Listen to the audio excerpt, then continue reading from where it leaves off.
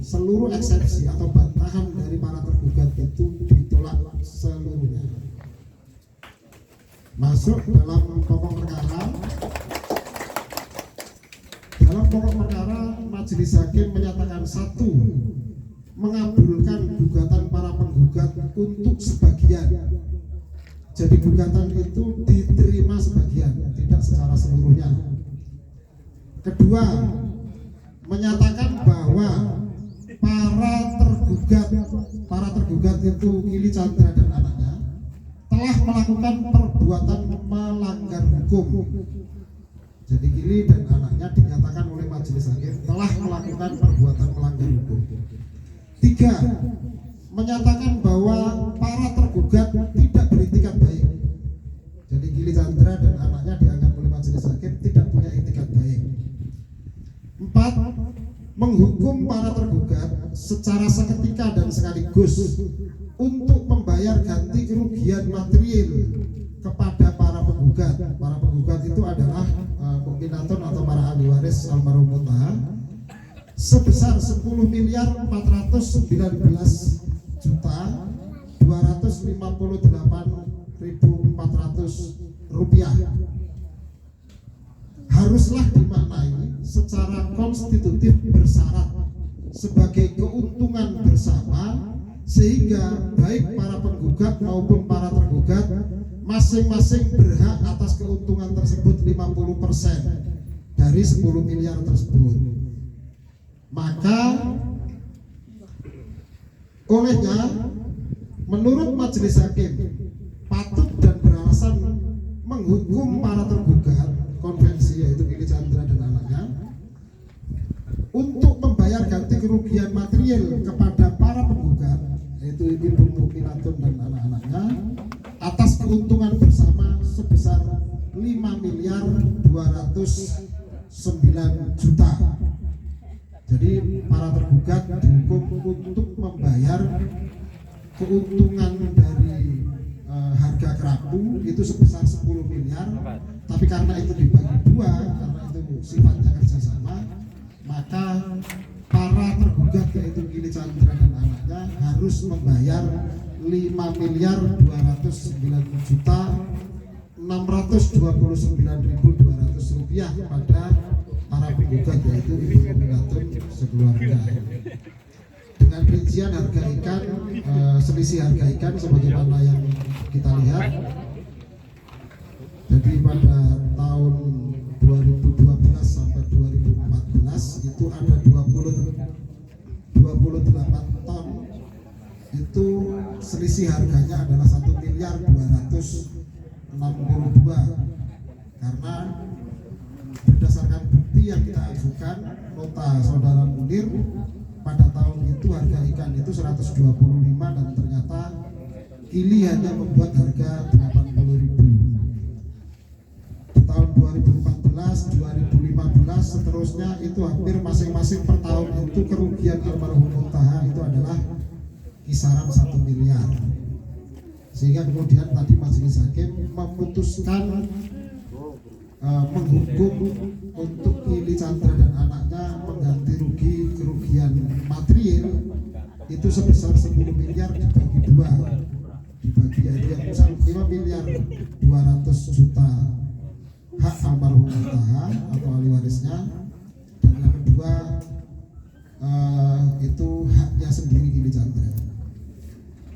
Kemudian keputusan berikutnya menghukum para tergugat itu Gili Chandra ya, para tergugat secara seketika dan sekaligus untuk membayar ganti kerugian imaterial kepada para penggugat sebesar 500 juta rupiah. Jadi kerugian almarhum Mutahar atau yang saat ini diwakili oleh para ahli warisnya itu ada dua kerugian. Yang pertama adalah kerugian material. Kerugian material itu adalah kerugian yang langsung diderita waktu itu, yaitu tentang selisihnya harga ikan yang dibuat oleh Gili secara semena-mena dan almarhum Mutahar tidak pernah membantah karena saking nurutnya dan saking percayanya kepada para tergugat, sehingga harga yang semestinya 125 kemudian dibeli dengan harga 80.000. Selain itu ada kerugian imaterial. Kerugian imaterial itu adalah kerugian yang dialami oleh ahli waris almarhum Muntaha karena ahli waris almarhum Muntaha tidak bisa menikmati hasil tambak KM1 maupun tambak KM2. Termasuk juga biaya perkara, mendaftarkan perkara dan macam-macamnya, mondar-mandir ke pengadilan, itu dianggap kerugian imaterial, sehingga kemudian Kili Chandra dihukum untuk membayar kerugian imaterial sebesar 500 juta rupiah, menyatakan bahwa surat pernyataan yang isinya tentang jual beli tanah tambak Kili Muntaha 1 atau KM1 sebelah kanan kita sekarang ini antara Haji Jarwo dengan tergugat 2, yaitu anaknya saudara Kili Chandra, tertanggal 11 September 2013 adalah perjanjian yang cacat hukum dan batal demi hukum serta tidak memiliki kekuatan hukum mengikat. Jadi surat pernyataan atau surat perjanjian yang dibuat oleh Kili Chandra atau anaknya dengan Haji Jarwo itu dibatalkan oleh majelis hakim dan dinyatakan cacat hukum, batal demi hukum serta tidak memiliki kekuatan hukum mengikat. Alasannya kenapa? Alasannya karena surat pernyataan tersebut tidak memenuhi syarat-syarat sahnya perjanjian yang objektif sebagaimana dimaksud dalam pasal 1320 ayat 1 Kitab Undang-Undang Hukum Perdata. Karena dalam Kitab Undang-Undang Hukum Perdata 1320 itu salah satu syaratnya jual beli itu harus ada kesepakatan. Jadi contohnya kalau kemudian ibu-ibu semua atau bapak-bapak semua pergi ke warung membeli rokok atau membeli nasi yang kemudian ada kesepakatan di situ harganya regane 5.000 dituku 5.000 antara sing tuku barek sing dodol itu bersepakat. Surat pernyataan itulah yang kemudian dijadikan dasar oleh Kili waktu menghadirkan banyak polisi ke Tambak untuk melakukan pengukuran dengan BPN dan Kepala Desa Labuan. Itu sudah dibatalkan hari kemarin oleh Majelis Hakim Pengadilan Negeri Lamongan. Selanjutnya menyatakan bahwa tanah tambak siam atau Kili Muntaha 1 yang sekarang dikenal dengan KM1 adalah sah menurut hukum milik almarhum Muntaha.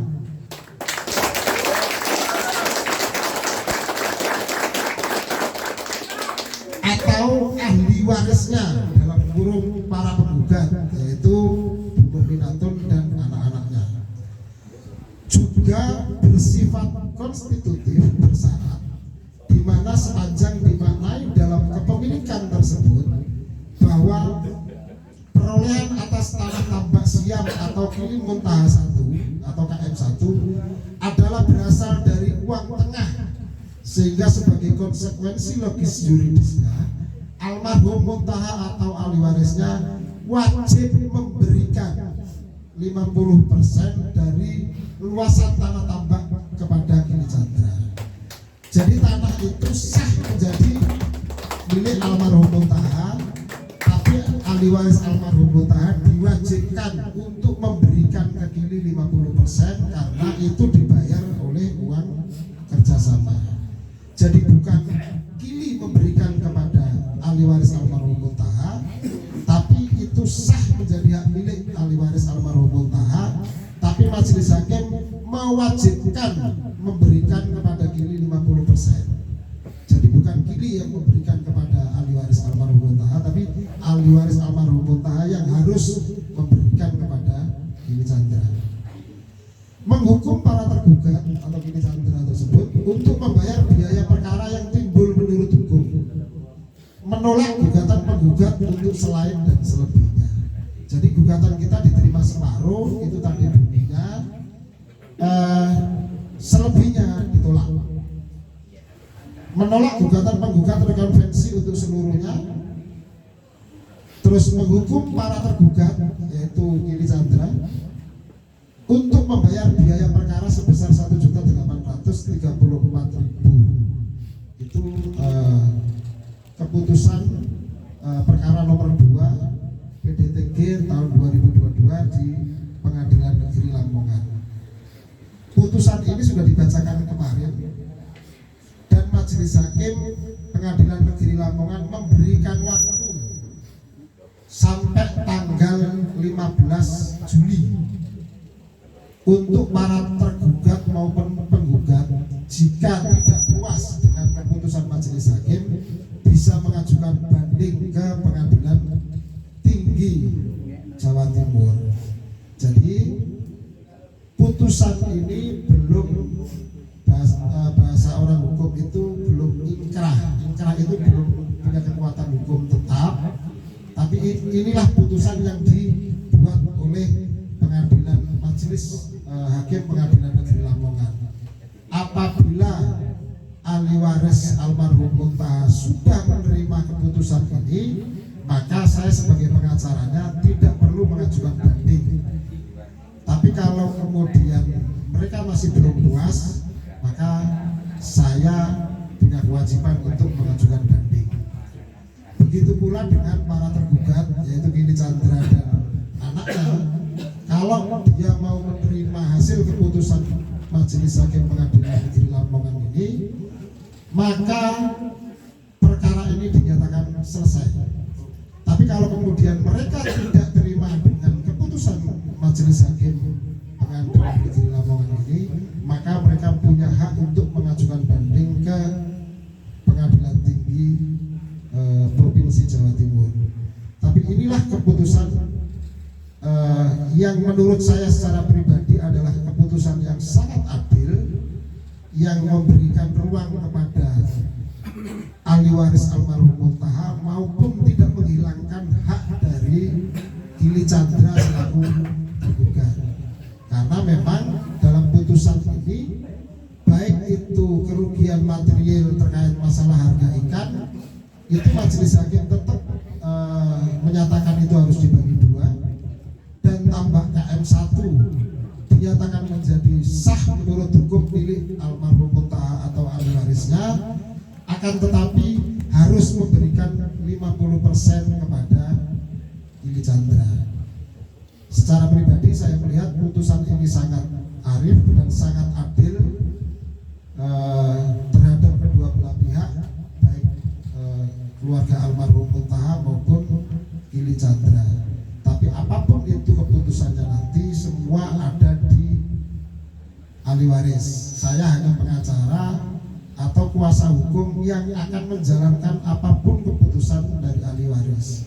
Kalau sudah menyatakan ini adil dan menerima, maka kemudian saya tidak perlu menyatakan banding.